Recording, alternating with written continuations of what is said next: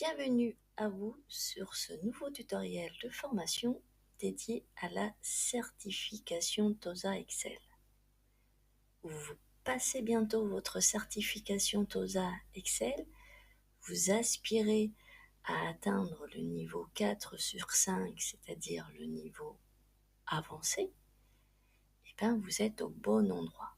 Nous allons voir donc au travers de cette vidéo les différentes questions des différents niveaux, c'est-à-dire les questions relatives à l'environnement niveau 1 initial, niveau 2 basique, niveau 3 opérationnel, niveau 4 avancé sur l'environnement du logiciel Excel. Mais avant de poursuivre, êtes-vous abonné? Si ce n'est pas le cas, faites-le de ce pas. Tout en bas à droite de votre écran, vous avez le petit logo s'abonner. Faites-le, c'est gratuit et ça permet à ce que cette chaîne puisse continuer. Il faut minimum 1000 abonnés. Si cet objectif n'est pas atteint, cette chaîne va rapidement fermer. Alors, vous cliquez sur s'abonner. Derrière, vous avez une petite clochette. C'est une notification qui vous permet, si vous le souhaitez, d'être averti des nouveaux tutoriels de formation que je publie. Connaissez-vous bien la certification TOSA? Vous avez dans la playlist TOSA Word sur ma chaîne toute une information sur cette certification et aussi comment vous s'entraîner. Je vous explique plein de choses, dont le fait de bien maîtriser le logiciel Excel pour que votre niveau corresponde bien à celui-ci. Donc il faut impérativement, avant, avoir assimilé les différents cours que je vous propose sur cette thématique de l'environnement du logiciel Excel. Donc, je vous ai créé un tutoriel de formation qui est maîtriser le vocabulaire de la fenêtre d'Excel. Un autre tutoriel, comment personnaliser la barre d'outils d'accès rapide. Et comment personnaliser et gérer vos rubans dans Excel. Je vous conseille vivement de regarder ces tutos afin de pouvoir derrière répondre aux différentes questions de la certification TOSA Excel. Autre vidéo, la dernière que j'ai créée avant de créer ce tutoriel de formation qui vous est aussi disponible, c'est la saisie dans Excel. Ça y est, vous vous êtes abonné, vous avez regardé toutes les vidéos citées précédemment sur les tutoriels de formation que j'ai créés en lien avec l'environnement du logiciel Excel, en lien avec la certification TOSA. Donc, c'est parti. Nous pouvons répondre ensemble à la première question. J'ai reçu un fichier Excel 2007 alors que je possède Excel 2013. Comment faire pour le lire? Je vous laisse un petit temps de réflexion.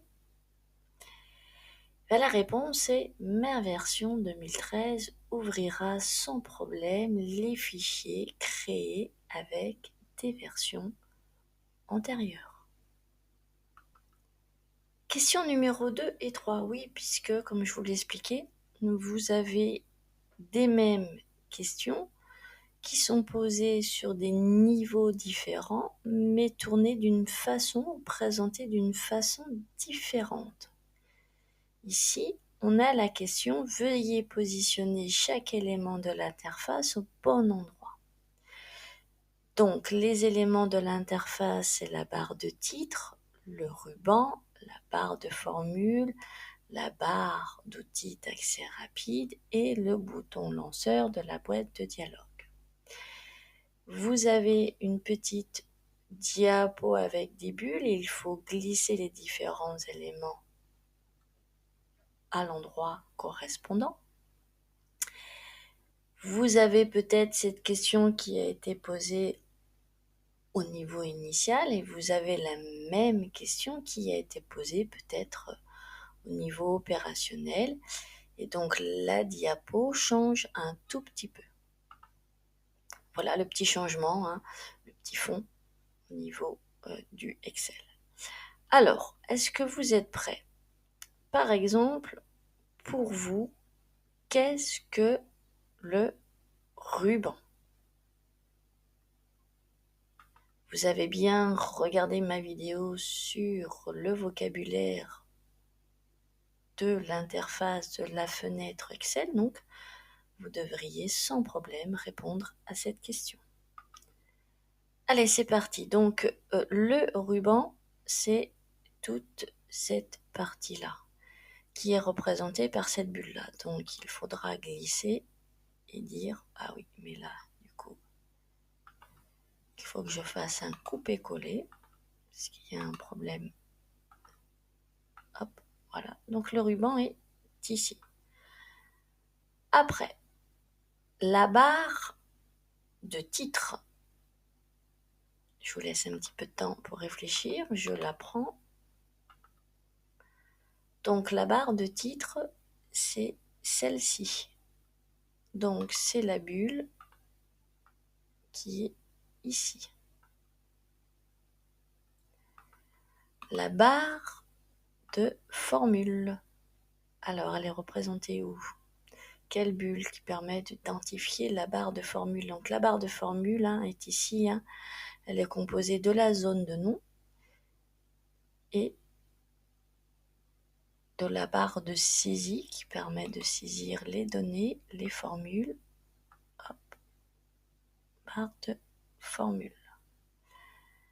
La barre d'outils d'accès rapide. Vous avez aussi une vidéo incomplète sur comment personnaliser la barre d'outils d'accès rapide. Et bien cette barre d'outils d'accès rapide, elle est ici. Et le fameux bouton lanceur de boîte de dialogue. Information sur la vidéo. La maîtrise du vocabulaire. Hop, où est-ce qu'il me l'a mis? Ah, ici. Donc, le lanceur de boîte de dialogue, c'est ce petit bouton ici. Voilà, j'espère que vous avez fait un sans faute grâce à ma vidéo tutoriel de formation sur l'environnement, le vocabulaire de la fenêtre Excel et comment personnaliser la barre d'outils d'accès rapide. Question numéro 4. Alors, celle-ci, elle doit être d'un niveau très avancé. Veuillez relier la définition qui correspond à l'extension des fichiers Excel. Alors, nous avons différentes définitions, dont un classeur Excel prenant en charge les macros. Quelle extension lui attribuer par rapport au nom d'extensions qui sont indiquées sur la droite? Je vous laisse un petit temps de réflexion. Alors, l'extension qui correspond est XLSM.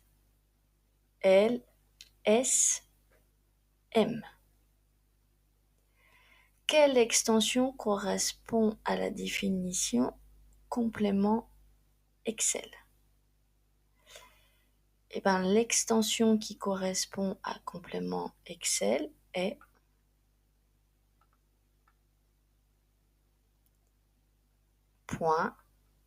.xlam.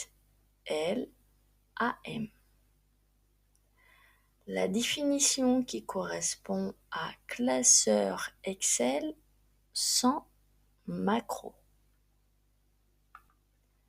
C'est votre classeur d'extension par défaut qui est le .xlsm. X. Sur les versions antérieures, hein, on s'arrêtait à .xls. Et là, ils sont rajoutés pour montrer la compétence, le fait qu'on est passé maintenant sur du 2019. Ils ont décidé de rajouter le X à la fin. Classeur Excel binaire. Alors, le classeur Excel binaire, comme son extension l'indique, c'est .xlsp. Le petit dernier, le modèle de classeur Excel, c'est le petit dernier, le .xltx. Alors bien sûr, hein, si vous avez une erreur, vous ne validerez pas le niveau de cette question sur votre certification TOSA. Question numéro 5. Veuillez mettre dans l'ordre les actions logiques suivantes lors de la création d'un classeur Excel. Les différentes propositions sont: je crée un nouveau classeur, je quitte l'application, je ferme le classeur et j'enregistre le classeur. Donc, d'après vous, quel va être l'ordre 1, 2, 3 et 4? Qu'est-ce que je fais en 1? Je crée un nouveau classeur. Ensuite, il me faut enregistrer le classeur. Une fois que j'ai enregistré le classeur, je peux me permettre de fermer le classeur. Et une fois que le classeur est fermé, de quitter l'application. Question numéro 6. Comment puis-je lancer l'impression d'une page active? Alors, ce qu'il faut savoir, c'est que Monsieur TOSA n'aime pas trop les touches de raccourci. Il préfère que vous passiez par les commandes, les applications, les différents onglets ou le mode backstage. Donc là, la réponse, c'est le cas. Il vous dit que pour pouvoir lancer l'impression d'une page active, dans le bouton Fichier, vous arrivez au mode Backstage et vous choisissez la commande Imprimer. Alors effectivement, hein, sur ma fenêtre, là, si je vais sur le bouton Fichier ici, j'arrive sur cette fenêtre-là avec différentes commandes et j'ai bien la commande Imprimer. Vous avez, si vous avez regardé la vidéo tutoriel sur la barre d'outils d'accès rapide, vous avez la possibilité donc de personnaliser votre barre d'outils d'accès rapide et d'y ajouter la commande impression rapide. Question 7. Qu'est-ce qui permet de savoir sans l'ouvrir qu'un fichier contient des macros? C'est ce que je vous disais, hein, on est sur les mêmes thématiques posées de façon différente en fonction du niveau de la question. On avait une question précédemment sur relier les définitions par rapport au nom des extensions. Et là, effectivement, on avait vu pendant cette question et suite à la réponse que on a une extension de fichier Excel qui indique que celui-ci contient des macros. Est-ce que vous vous souvenez du nom de cette extension? C'est un point XLSM.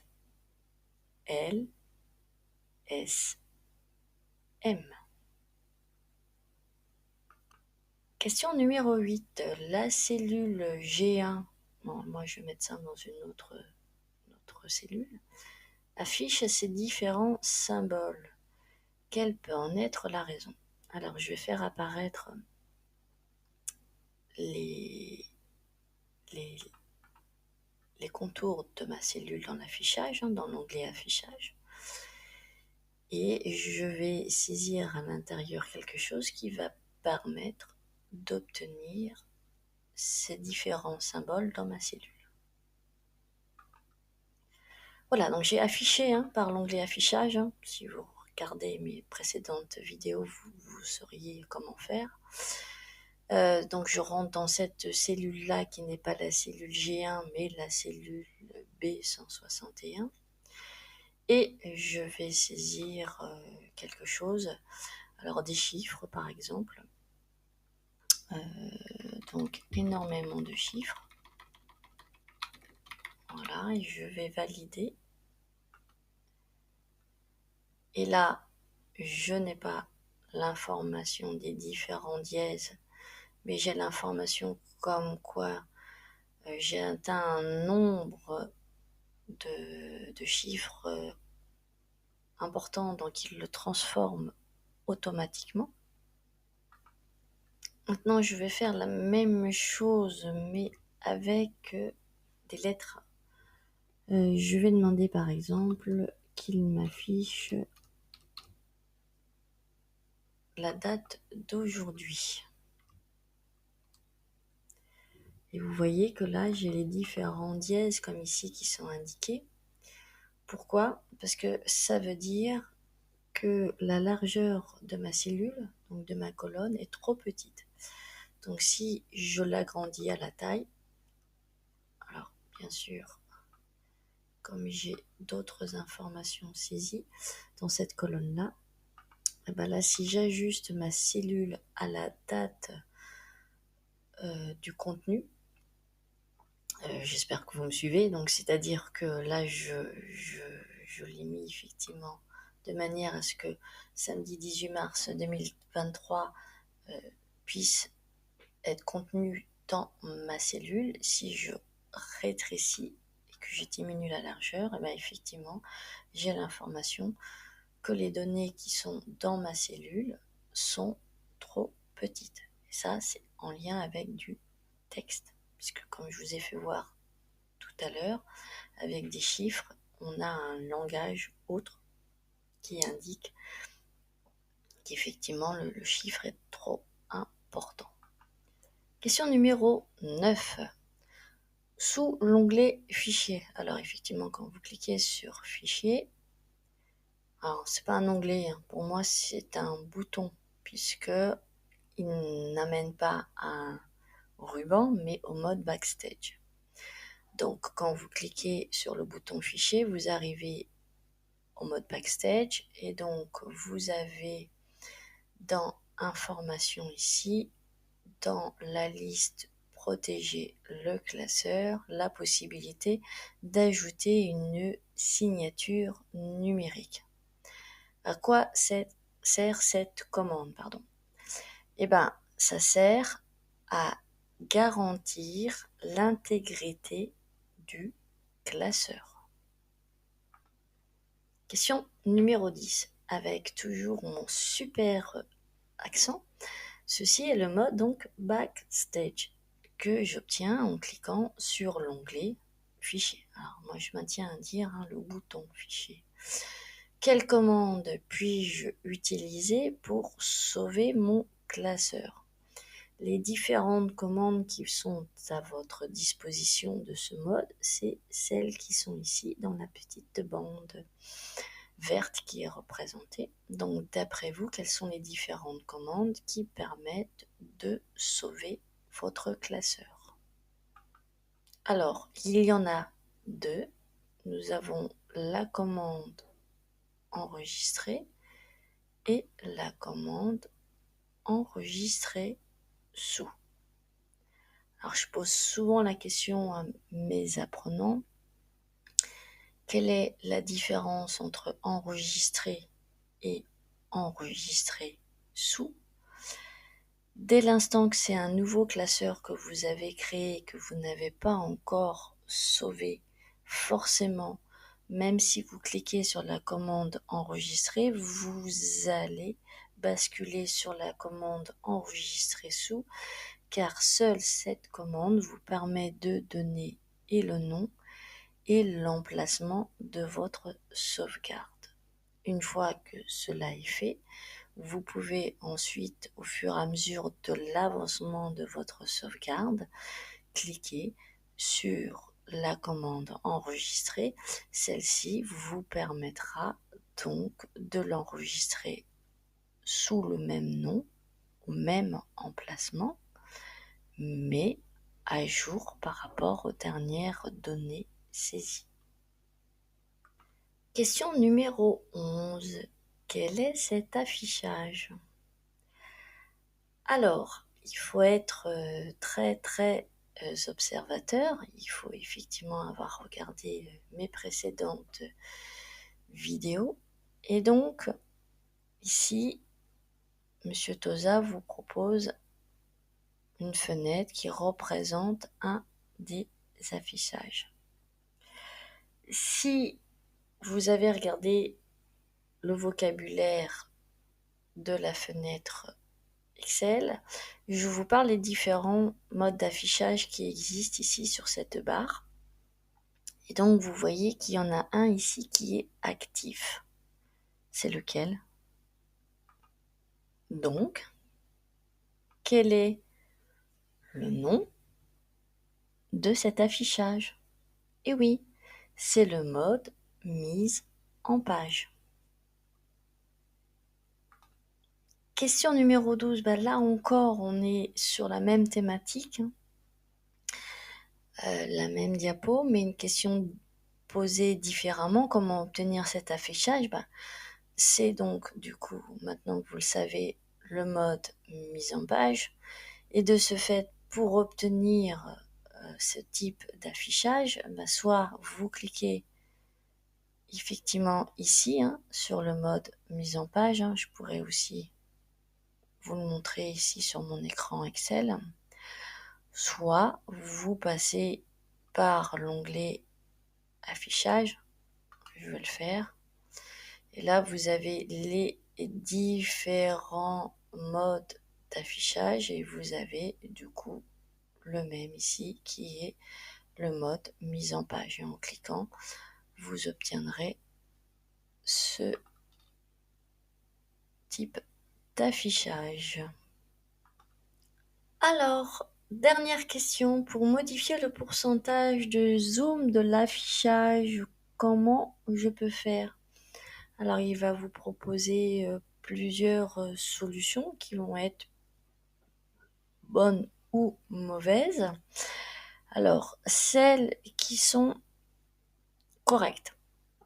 Je peux utiliser les boutons moins et plus qui se trouvent ici. Donc, effectivement, ici, on voit que je suis à 100% et si j'augmente, j'augmente avec le plus le pourcentage de mon zoom, avec le moins, je diminue ce pourcentage. Au milieu me permet de rester à 100%. L'autre façon, c'est il faut être armé d'une souris, c'est mieux.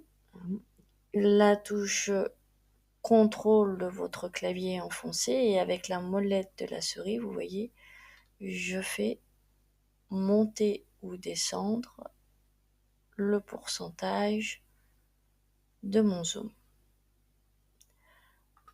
Je peux également sélectionner une partie de ma fenêtre, de mon tableau et zoomer sur cette sélection. Donc je prends par exemple cette partie-là.